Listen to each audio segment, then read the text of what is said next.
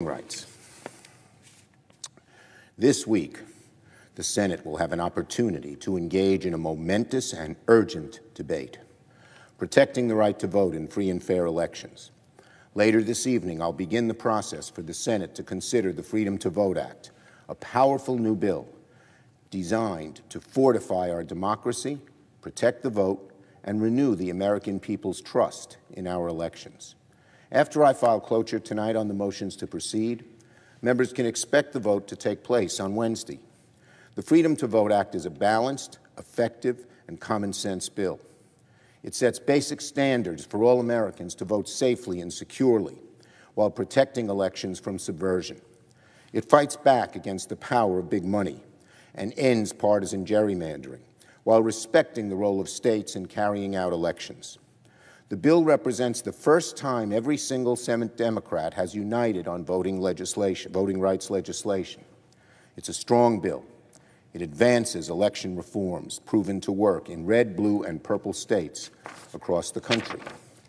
I thank my colleagues, all of my colleagues, for the work in putting this bill together. I thank them for their dedication in advancing the simple idea that all Americans, no matter what zip code they live in, should have the freedom to vote safely and securely. I want to particularly thank Senator Manchin, who has led the way in finding common ground with our Republican colleagues on this proposal. It's now time for us to move forward on this legislation as promised. Now, just so we're all clear, the vote that will happen on Wednesday is a procedural vote to begin debate on the bill.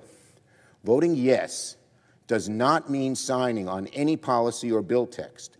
It's rather an invitation for senators to come to the table to debate, to deliberate, and compromise, just as the Senate was meant to do. If there's anything worthy of debate in this chamber, it should be protecting and strengthening our democracy. With everything we're seeing at the state level, the Senate must take action, and we must take action now. The right to vote is the beating heart of any democracy. I know we can both protect our elections and empower all Americans to have their voices heard. I hope we can do so together across the aisle. I implore my Republican colleagues to come to the table and work with us on this issue. I implore them to turn away from spurious claims of the big lie that are degrading faith in our democracy. I know many of my colleagues agree in their heart of hearts that we cannot allow our democracy to fall victim to conspiracy theories, subversion, and disinformation, but they must join us in working towards solutions. To be sure, Senate Democrats don't expect that our Republican colleagues will agree with every idea we have on voting rights. We know the disagreements run deep.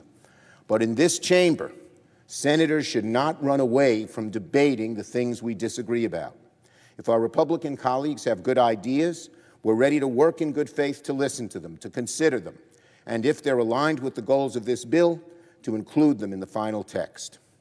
But for any of that to happen, our Republican colleagues must agree to come to the table first. They should agree to let the Senate begin debate. That's all this first vote is. It says, are we willing to debate voting rights, sacred and important in our democracy?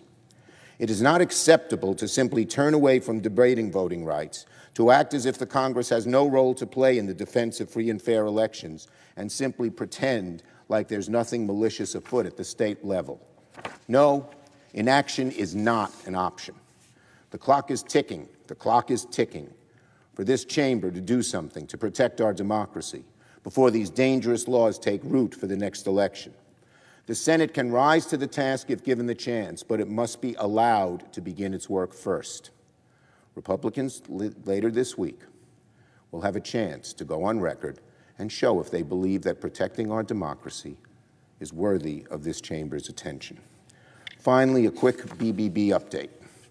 Finally, Mr. President, this week Senate Democrats continue our work on finalizing our Build Back Better agenda.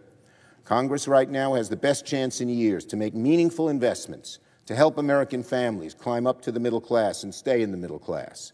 By passing both the Build Back Better Act and the infrastructure bill, we can improve our nation's crumbling infrastructure, create good-paying jobs for this century, lower costs and cut taxes for American families, while taking overdue steps to meaningfully address the climate crisis.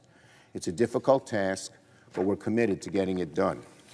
Over the last week and weekend, I held many productive conversations with my colleagues here in the Senate, with Speaker Pelosi, and with the White House. We still have work to do. We all know in order to pass meaningful legislation, we must put aside our differences and find common ground within our party. As any bill of such historic proportions, not every member will get everything he or she wants. But at the end of the day, we will pass legislation that dramatically improves the lives of the American people. We will continue to make progress and keep working until the job is done. I yield the floor.